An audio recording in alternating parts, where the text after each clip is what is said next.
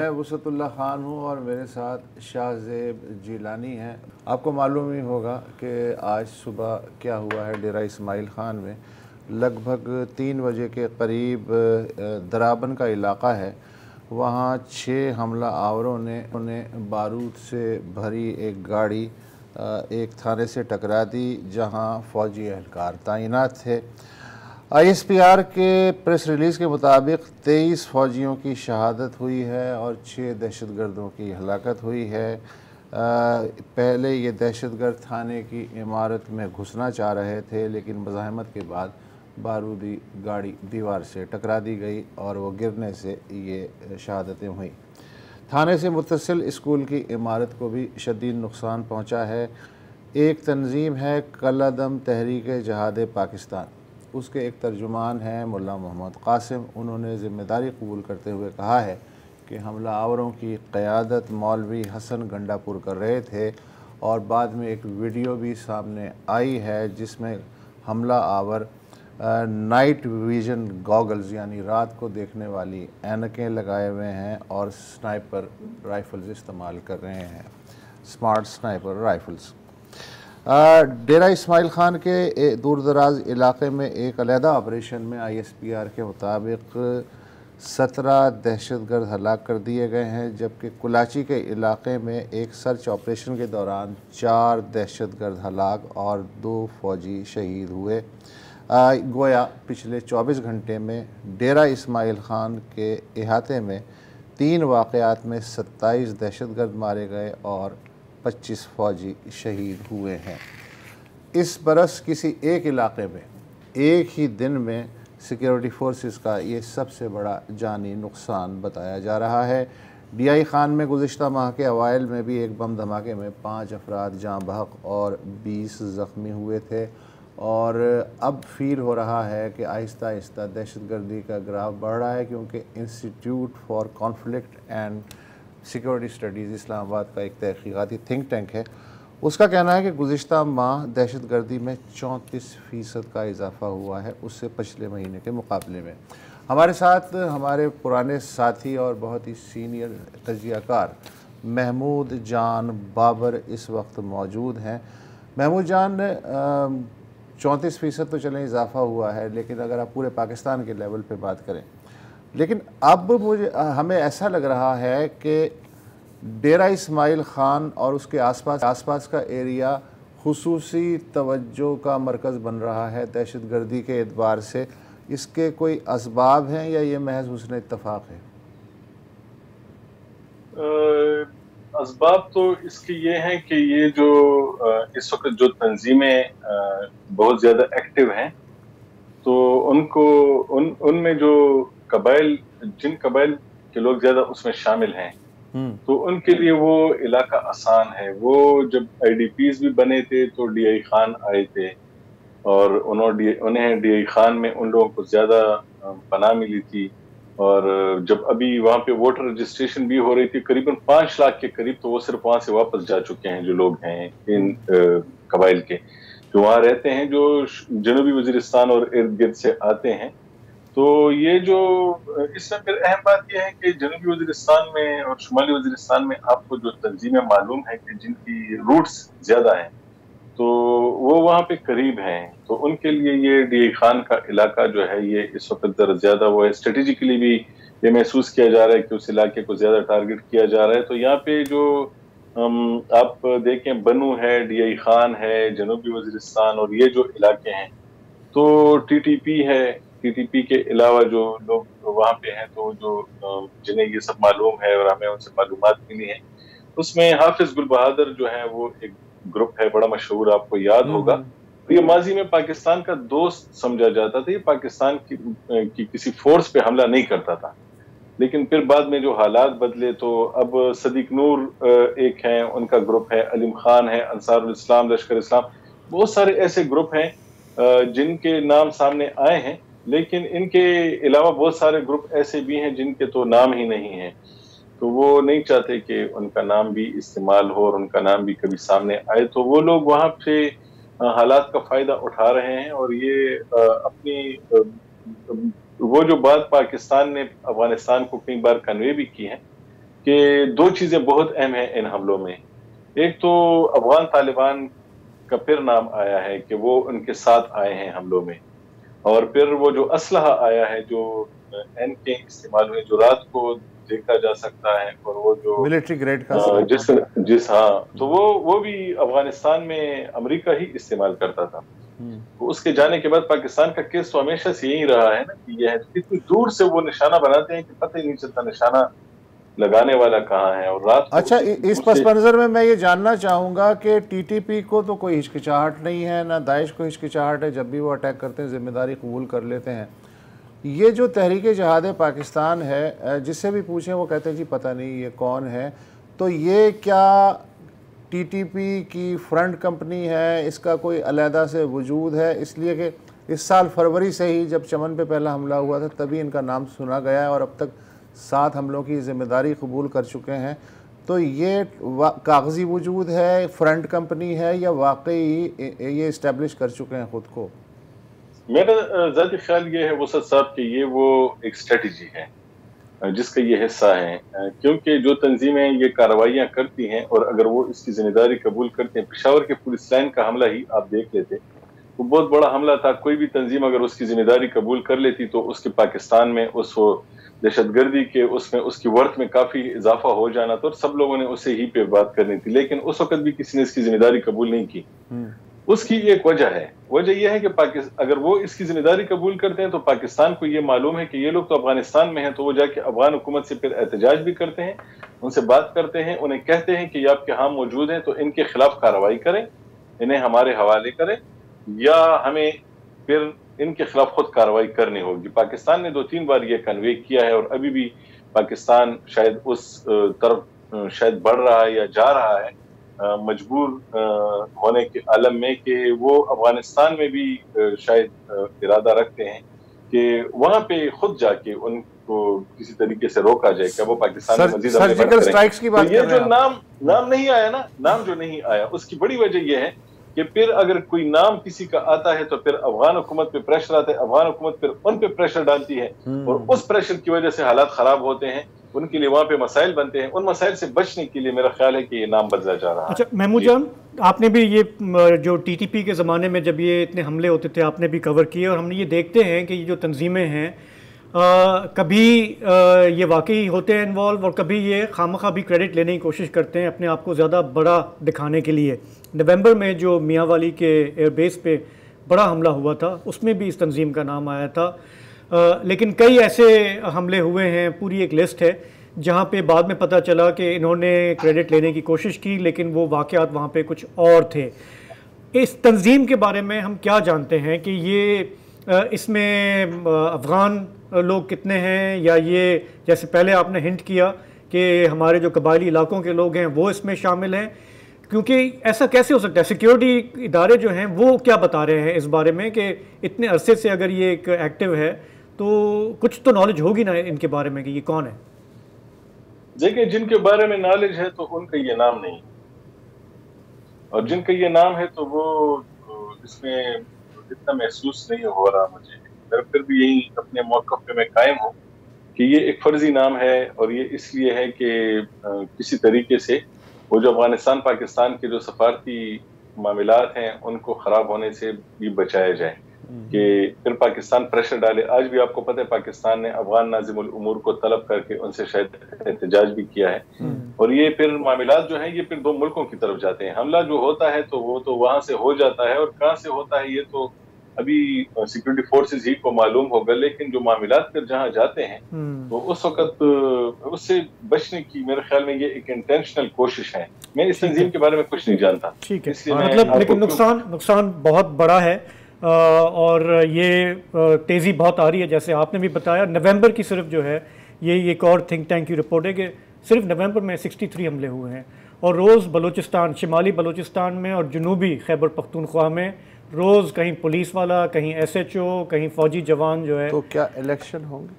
یہ سوال بھی بڑا ریلیونٹ ہے, کوئی بھی جوڑ سکتا ہے یہ سوال, کہ ہاں کہ الیکشن ایسے حالات میں کیسے ہوں گے, کیا ہوگا. دوسری بات یہ ہے کہ جن افغانیوں کو نکالا جا رہا ہے اس کے بعد بھی اگر حملوں میں شدت آتی ہے تو پھر اس سوال کا جواب بھی دینا پڑے گا اسٹیبلشمنٹ کو کہ اب کیوں دہشت گردی اب کیوں ہو رہی ہے. تو یہاں پہ ایک بریک لیتے ہیں, واپس آتے ہیں تو بات کریں گے ذوالفقار علی بھٹو کا جو کیس تھا, جو پھانسی تھی, اس پر سپریم کورٹ دوبارہ اس کیس کو دیکھنے جا رہی ہے. تھوڑا سا اس پہ بات کرتے ہیں.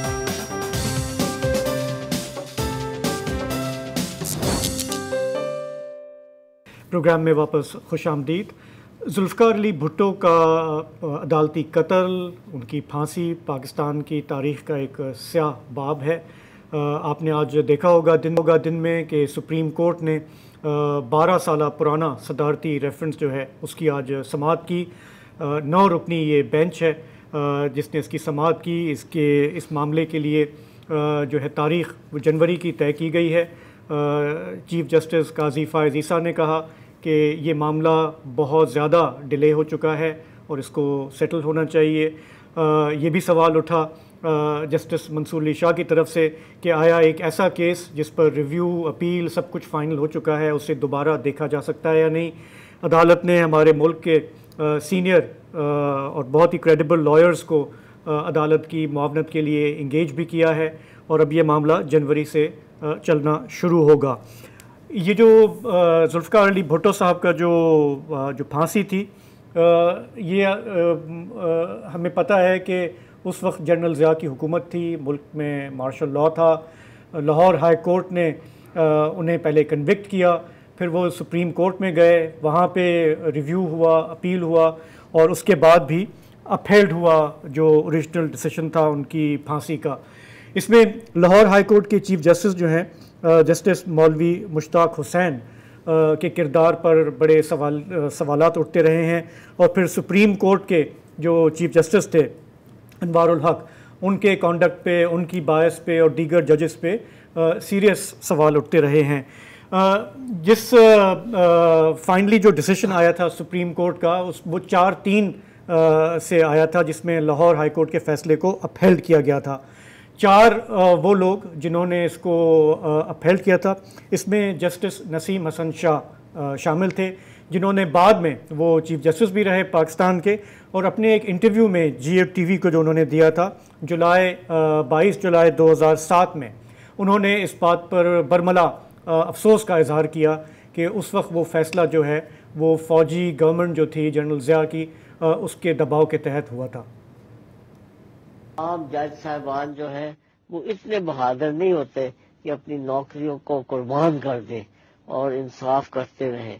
میں آپ کو سچی بات بتا رہا ہوں, لہٰذا وہ یہی سمجھتے ہیں کہ اپنی نوکری کو بچا لینا چاہیے, کیونکہ شاید میرا یہاں رہنا قوم کے لیے اور اس ادارے کے لیے بہتر رہے گا, کیونکہ اگر مجھے نکال دیا اور میری جگہ کوئی نفسو ایسے کوئی آ گیا تو وہ جو بھی فوجی کہیں گے وہ کرتا رہے گا. تو لہذا بہتر ہے کہ ایک آدھ کیس میں جس میں فوج زیادہ انٹرسٹڈ ہے اس میں کوئی تھوڑا سی لچک دکھا دی جائے, مگر یعنی اپنی سیٹ بچا. جسٹس نسیم حسن شاہ جنہوں نے بھٹو صاحب کی پھانسی کا جو فیصلہ ہے اس کو اپہیلڈ کیا تھا, اس میں جو ڈسینٹ دینے والے 3 ججز تھے ان میں شامل تھے جسٹس دوراب پٹیل. ریٹائرمنٹ کے بعد میں انہوں نے بھی جب میڈیا سے بات کی تو انہوں نے کیا کہا, یہ بھی اس کی بھی ایک جھلک دیکھ لیتے ہیں. صاحب کا کیس میرا خیال میں بہت سمپل تھا. وہ میرا ورڈکٹ ہے کہ his guilt is not proved. 4 جج نے فیصلہ دیا کہ گلٹی تھا, نے ہم لوگ 3 نے ایکویٹ کیا, تو پیچھے ریویو فائل ہوا تھا. ابھی ریویو اتنا بیس ہوا تھا, میرا خیال میں ریویو ایک ہی پوائنٹ پر کرنا تھا کہ بھی 3 جج نے ایکویٹ کیا ہے, یہ نیا پوائنٹ ہے, سینٹنس لائف کرو. وہ آرگیومنٹ کیا تھا بختیار صاحب نے, اپن کچھ 100 آرگیومنٹ کے ساتھ اندر ڈالا تھا. تو پھر ہم کو تو بہت افسوس ہے کہ وہ بھی آرگیومنٹ ریجیکٹ کیا. یہ سارے وہ انٹرویوز ہیں یا یہ مواد ہے جو سپریم کورٹ دوبارہ دیکھے گی, اسیس کرے گی اور اگر ہو سکا تو کوئی فیصلہ دے گی. لیکن بارہا کئی لوگ یہ بات کہہ چکے ہیں کہ بھٹو صاحب کے اس کیس پر تاریخ اپنا فیصلہ دے چکی ہے. ان لوگوں میں پاکستان کے سینئر لائر اور معتبر نام ہمارے لیگل پروفیشن کا حامد خان صاحب بھی اس میں شامل ہیں، وہ صرف ہمیں پروگرام میں جوائن کر رہے ہیں۔ حامد خان صاحب، آپ کا بہت بہت شکریہ۔ ایک بنیادی سا سوال یہ ہے کہ جس طرح آپ بھی کہہ چکے ہیں، بہت سارے لوگ کہہ چکے ہیں کہ تاریخ اپنا فیصلہ دے چکی ہے۔ اب عدالت کی طرف سے یہ جو آج بھی ایک سوال اٹھا کہ ایک ایسا معاملہ جو ریویو اپیل سے ایگزاسٹ ہو چکا ہے، وہ دوبارہ قانونی پہلوؤں پر، ہم سیاست کی بات نہیں کر رہے، کیا آپ کو یہ کیس آگے جاتا ہوا نظر آ رہا ہے؟ دیکھیے، یہ ایک ریفرنس کے اوپر ہوا ہے، صدارتی ریفرنس کیا گیا تھا جو اس وقت صدر تھے آصف زرداری صاحب، انہوں نے ایک صدارتی ریفرنس کیا تھا کہ جی تاریخی طور پر یہ فیصلہ غلط ہوا ہے، اس سے کم از کم تاریخ کو درست کیا جائے۔ تو اس لیے یہ اس وقت 2011 میں غالباً انہوں نے فائل کیا تھا، اس کی کچھ ہیئرنگ بھی ہوئی تھی۔ جی یہ در حقیقت ایک کوشش ہے کہ تاریخ میں جو ایک دبا لگ گیا ہے عدلیہ کے نام پر، اس کو دھو دیا جائے، اور جو ذوالفقار علی بھٹو صاحب جن کے خلاف یہ مقدمہ چلا تھا اور اس کے بعد آخرکار کو پھانسی دی گئی تھی، جو کہ بظاہر غیر قانونی اور قانون کے تقاضے نہیں پورے کرتی تھی، اس کو کم از کم ایک درست کیا جائے تاکہ تاریخ میں ذوالفقار علی بھٹو کا نام جو ہے اس پر یہ جو پھانسی کا دھبا ہے وہ دھو دیا جائے۔ تو غالباً یہ وجوہات ہیں جس کی بنیاد پر یہ ریفرنس کیا گیا۔ حامد خان صاحب ہمارے ساتھ رہیے گا، دیر میں ہم کچھ منٹ میں دوبارہ جوائن کر رہے ہیں آپ کو۔ ڈریفس کیس فرانس کا ہے، ان کو بحال کیا گیا مرنے کے بعد۔ اس کے علاوہ رشیا میں اسٹالن کے زمانے میں جو پرجنگ ہوئی تھی، جو کمیونسٹ پارٹی کے لوگوں کو فائرنگ اسکواڈ سے، ان میں سے کئیوں کو پھر بعد میں بحال کیا گیا۔ تو یہ باتیں بھی حامد خان انٹرنیشنل مثالیں موجود ہیں کہ ہسٹری کو کریکٹ ہونا چاہیے، اور اگر پاکستان میں بھی آغاز ہو رہا ہے تو بہت اچھی بات ہے۔ ایک وقفہ لے کے پھر حامد خان سے بات کرتے ہیں۔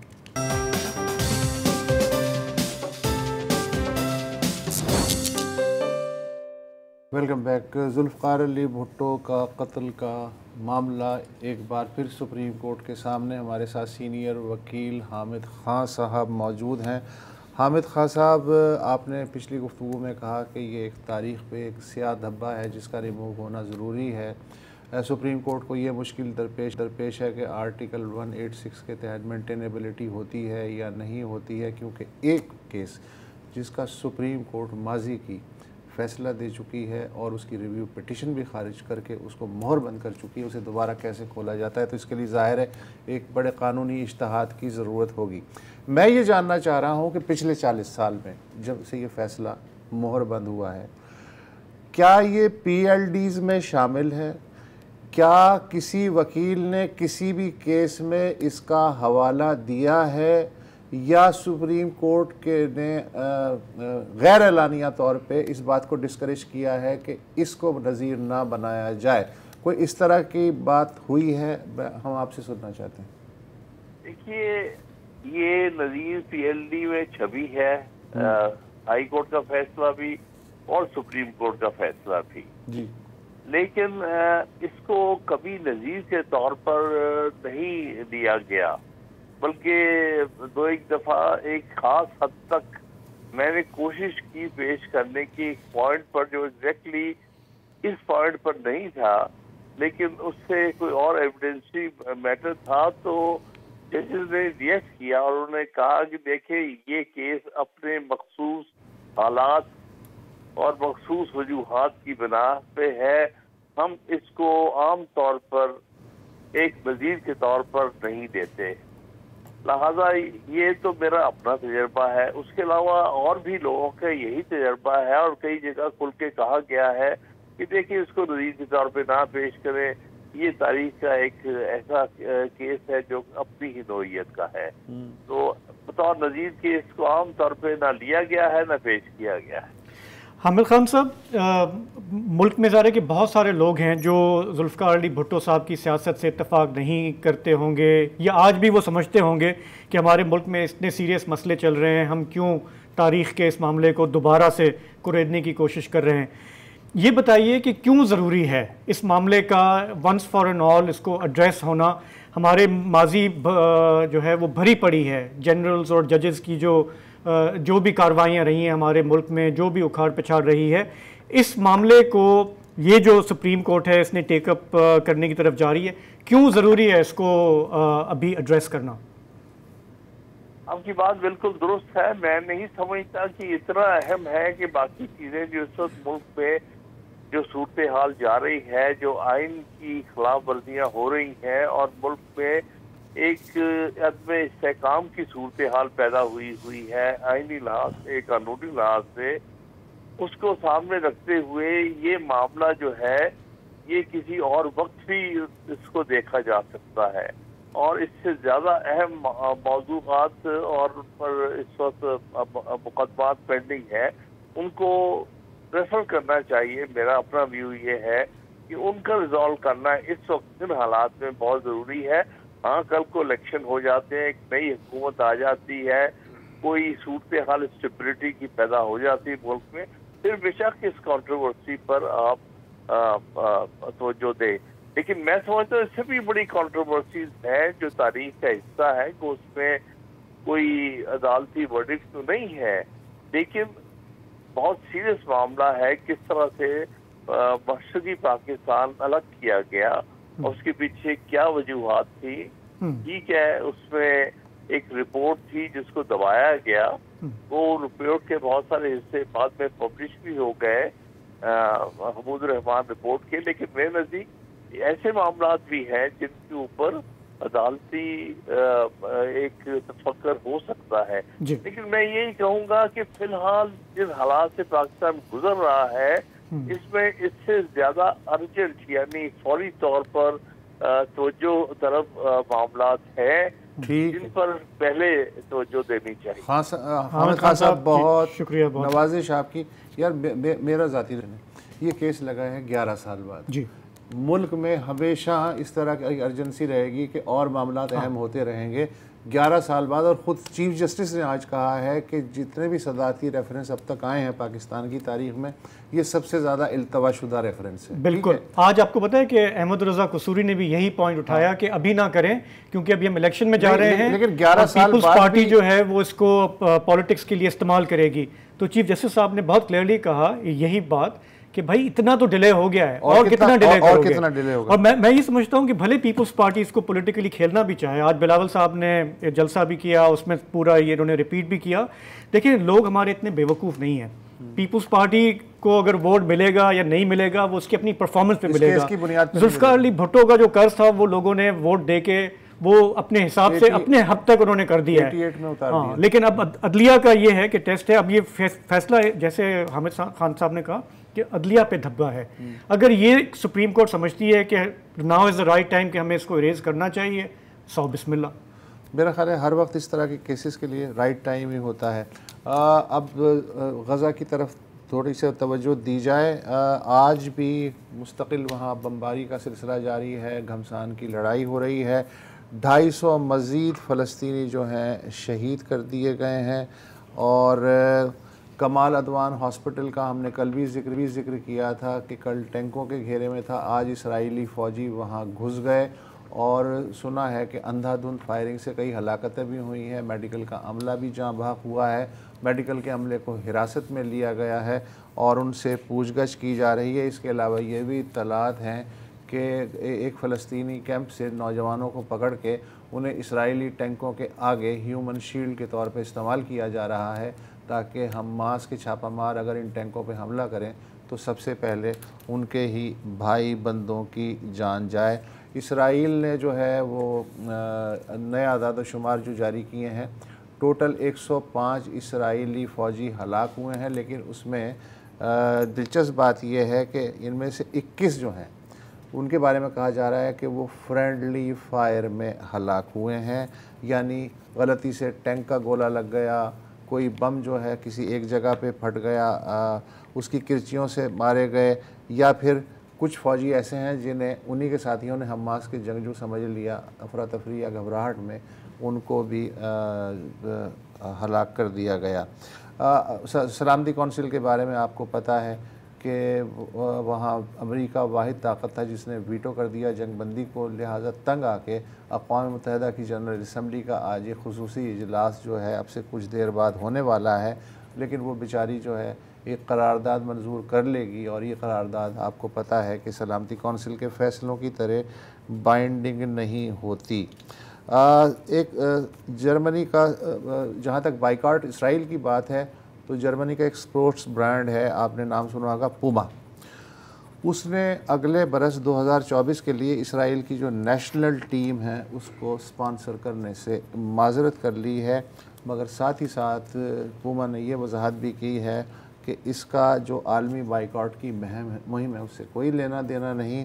دراصل ہم نے یہ فیصلہ کچھ مہینے پہلے ہی کر لیا تھا کہ اب ہمارے پاس اتنا بجٹ نہیں ہے کہ ہم ٹیم کو سپانسر کر سکیں. اس سے پہلے جو ایک بین الاقوامی فیشن برانڈ ہے زارا, اس نے ایک اشتہاری لانچ کی تھی, اس کے خلاف بہت ہی شور شرابہ ہوا کیونکہ وہاں اس کیمپین میں ماڈلز نے کفن میں لپٹے بچے جیسے جو ہیں مصنوعات وہ اٹھائی ہوئی تھیں. اس پر پوری دنیا میں زاراز کے بائیکاٹ کی جو مہم ہے وہ زور و شور سے چلی ہے. آپ دیکھ سکتے ہیں کہ یہ لیول ہے ریڈیکیول کرنے کا اور فلسطینیوں کو ڈی ہیومنائز کرنے کا کہ اس طرح کی کمپنیاں جو ہیں وہ اپنی حرکتوں سے باز نہیں آتی. زارا نے معذرت نہیں کی, لیکن یہ کمپین جو ہے وہ خاموشی سے وڈرا کر لی ہے. اس کا ذکر جاری ہے ایک وقفے کے بعد.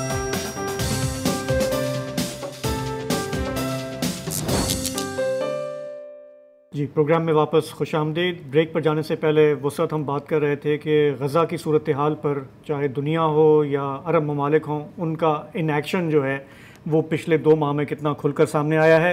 ایک اور عالمی بحران ہے کلائمیٹ چینج کا, جس پر اب نظر یہ آ رہا ہے کہ جو عرب ممالک ہیں وہ آڑے آ رہے ہیں کسی ٹھوس قسم کے معاہدے کے.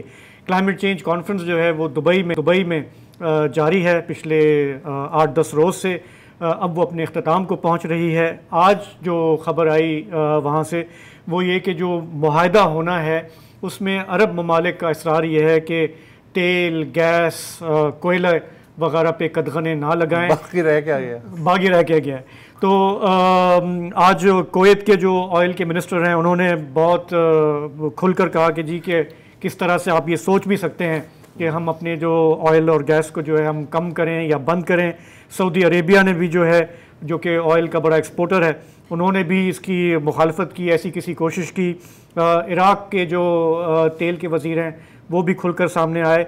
تو یہ معاملہ جو ہے پوری دنیا میں جس طرح درجہ حرارت بڑھ رہا ہے, کلائمیٹ چینج سے بہت سارے ملک نقصان اٹھا رہے ہیں. ہم نے پچھلے سال فلڈز کو بھگتا, کئی اور ملک ہیں جن کی یہ بقا کا سوال ہے. اس کلائمیٹ چینج کو غزہ کا بھی کسی نے تذکرہ کیا؟ جی, تو یہ بڑی غیر معمولی بات ہوئی ہے اس دفعہ کہ عموماً یہ عرب ممالک میں تو مظاہرے الاؤ نہیں ہوتے, لیکن اس دفعہ دبئی میں جو کانفرنس ہوئی ہے اس میں فلسطینیوں کے حق میں اسرائیل کے خلاف مظاہرے ہوئے ہیں.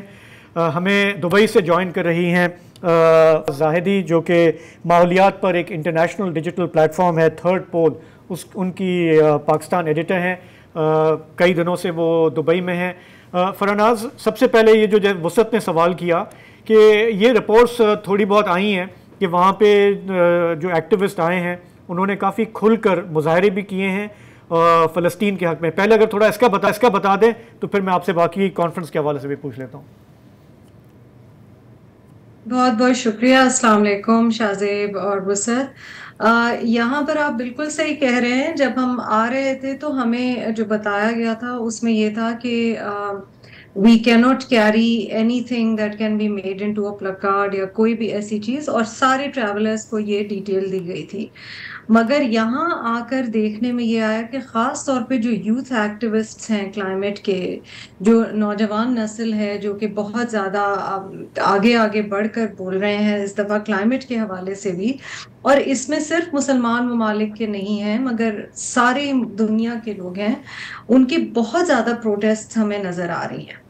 और उन प्रोटेस्ट्स में सीज फायर का जिक्र भी बहुत ज़्यादा आया है, और साथ साथ ये चीज़ भी हमें यहाँ पर देखने में नज़र आ रही है कि सिर्फ सीज फायर का नहीं बल्कि क्लाइमेट जस्टिस के हवाले से उन्होंने गज़ा के मामले को भी साथ लिया है और उसे क्लाइमेट जस्टिस के अंडर ही लेके आए हैं कि ये मौसमियाती तब्दीली भी इन इलाकों में भी आएगी इस सब के नतीजे में। और क्योंकि जब हम एक्विटी की बात करते हैं और बराबरी की बात करते हैं और ये कि तमाम ममालिक के लोगों को के लिए एक ही तरह के हुकूक होने चाहिए, तो फिर उनके साथ ये क्यों हो रहा है। तो ये एक बड़ी इंटरेस्टिंग डेवलपमेंट है, चाहे फॉसिल फ्यूल्स की चीज हो, चाहे इंडिजिनस कम्युनिटीज हैं वो बहुत देखने में इस दफा आई हैं, और खास तौर पे ये जो सारा गजा में हो रहा है उसके उन प्रोटेस्ट में वो एक जोश और जज्बा वो वाला भी ज्यादा नजर आ रहा है और उसकी वजह से और बढ़ चुकी हो रहा है। तो ये है तो बहुत गैर मामूली डेवलपमेंट के वहाँ पे इस तरह के मुजाहरों की, हाँ, कि उन्होंने इसकी इजाज़त दी है। अच्छा, अब ये बताएं कि जो क्लाइमेट चेंज की हम बात कर रहे हैं, हमने देखा कि इसका आगाज़ हुआ एक मैसिव प्लेज से, $30 बिलियन जो है वो प्लेज किया गया लॉस एंड डैमेज की मद में। दूसरा क्लाइमेट फाइनेंस के हवाले से कुछ प्लेजेस हुई हैं। अब ये बताएं कि अभी तक जो तवक्कुआत थी एक्टिविस्ट की या वहाँ पे जो लोग आए हुए हैं उसमें हासिल क्या हुआ है और कहाँ पे काफ़ी तशनगी रह गई है? इंटरेस्टिंग बात यह है कि लॉस एंड डैमेज का जो इन्होंने फंड जो पिछले साल पाकिस्तान ही की जो गई थी क्लाइमेट चेंज मिनिस्ट्री की तरफ से टीम, उन्होंने बहुत पुश किया था फ्लड्स के बाद, और उसकी वजह से बहुत एक बड़ी चीज़ हुई कि वो लॉस एंड डैमेज फंड बनाया गया, और इस दफ़ा उसके ऑपरेशनलाइज होने के लिए प्लेजेस पहले ही दिन से आना शुरू हो गए, और पहले दूसरे दिन तो लगा कि ये कॉप बहुत बड़ी सक्सेस है। लेकिन फिर फॉसिल फ्यूल्स के हवाले से जब जो पहला ड्राफ्ट आया जो आखिर में आता है, उस वक्त सबने बहुत ज़्यादा बैकलैश या रद्द अमल दिया कि ये कैसे हो सकता है कि फॉसिल फ्यूल्स को आहिस्ता आहिस्ता ख़त्म ना किया जाए या फेज आउट ना किया जाए। फॉसिल फ्यूल्स का आपका मतलब है कि तेल, कोयला, गैस जो है जिस पर एनर्जी का इन्हिसार होता है, उसको उसके लिए मुतालबा ये कि उसका इस्तेमाल आप कम करें और आप सोलर पे और शमसी तवानाई पे उस तरफ जाएं। बिल्कुल, रिन्यूएबल्स की तरफ जाएं ताकि जो उसकी वजह से माहौलियाती तब्दीली हो रही है वो ना हो। तो यूएई की गवर्नमेंट जाहिर है क्योंकि वो होस्ट कर रहे हैं और वो मेज़बानी कर रहे हैं, वो बहुत ज़्यादा प्रेशर के अंडर हैं। हमें जो इस वक्त आप शाज़ेब इस तरह से समझिए कि जैसे आप किसी कोई खबर आने वाली हो इलेक्शंस की और वोट्स की काउंटिंग हो रही हो और आप बाहर बैठे हुए हो, इस वक्त सहाफ़ियों का और तमाम लोगों का, यानी इस कॉप में 100,000 लोगों ने रजिस्टर किया था, कुछ वर्चुअल भी होंगे जाहिर है, लेकिन बहुत लोग मौजूद हैं जो वहाँ अभी भी मौजूद हैं और वो बैठ के इंतज़ार कर रहे हैं, क्योंकि आखिरी जो प्रेस रिलीज आई थी वो ये आई थी कि 3 बजे रात तक ये गुफ्तशुनीद जारी रहेगी, ये बातचीत होती रहेगी और उसके बाद पता चलेगा कि इस ड्राफ्ट में क्या तब्दीलियां हों, क्योंकि बहुत ज़्यादा नाराज़ हुए थे बहुत ज़्यादा जो बड़े ममालिक हैं, मगर साथ ही जिन्हें पेट्रो स्टेट्स कहा जाता है, जिनकी तेल की और जैसे कि आपने कहा अरब ममालिक, उनका वो इस फेवर में नहीं है कि फेज आउट किया जाए। मगर एक पॉजिटिव चीज जो देखी जा रही है वो ये है कि पिछले साल तक तो फॉसिल फ्यूल्स के फेज आउट के अल्फाज ही नहीं थे जो डिक्लेरेशन थी या जो डिसाइड किया गया था आखिर में, तो कम से कम ये इस तरफ भी आया। तो कई लोग जो ठंडे दिमाग से सोच रहे हैं वो कह रहे हैं कि इसको भी पॉजिटिवली लेना चाहिए कि चाहे हल्के अल्फाज में मगर ड्राफ्ट में कुछ इजाफा किया गया फेज आउट के बारे में। मगर अब ये लग रहा है कि यूएई की गवर्नमेंट को कुछ ना कुछ करना पड़ेगा और जो सारे सर जोड़ के बैठे हुए हैं वो इसीलिए कि किसी तरह कोई ऐसी चीज निकालें जिससे सब लोग कम से कम कुछ ना कुछ एग्री करें। ठीक है फरहाना ज़ाहिदी, आपका बहुत बहुत शुक्रिया। अगर ये एग्रीमेंट आज रात हो जाता है और कल आन आता है تو پھر کوشش کریں گے کہ دوبارہ آپ سے بات کریں. انہوں نے جو بات کی نا فیز آؤٹ اور فیز ڈاؤن، اس وقت لینگویج پہ یہ جھگڑا چل رہا ہے کہ وہ کہہ رہے ہیں جو ایکٹیوسٹ ہیں جو ماحولیات کے، وہ کہہ رہے ہیں کہ جی آپ فیز آؤٹ کی بات کریں، یا آپ بتائیں ڈیٹ دیں کہ آپ 15 سال میں 20 سال میں تیل اور کوئلہ بند کریں گے. یہ ملک جو ہیں یہ کہہ رہے ہیں کہ نہیں جی فیز آؤٹ کی بات نہ کریں، فیز ڈاؤن کی کریں کہ ہم ان میں کمی تو لائیں گے، ختم کیسے کر سکتے ہیں، یہ ہمارے وسائل ہیں. کرۂ ارض جو ہے رہنے کے ناقابل ہو جائے گا اور یہ لوگ آپس میں آخری دم تک لڑتے رہیں گے. تو مسئلہ یہ ہوتا ہے پہ پردہ پڑ جاتا ہے ان کانفرنسز کا کہ ہم بھی اکثر سینیکل ہو جاتے ہیں کہ یہ گفتن نشستن برخاستن کا معاملہ ہے، لیکن گھوم پھر کے یہی فورمز ہیں جہاں پہ آپ تھوڑی بہت اپنے مفادات کی قربانی دینا سب سے مشکل کام ہے دنیا میں، اور وہ انچ بائی انچ ہی آپ آگے بڑھ سکتے ہیں. آہستہ آہستہ آگے. فی الحال آپ اجازت دیجیے، خدا حافظ.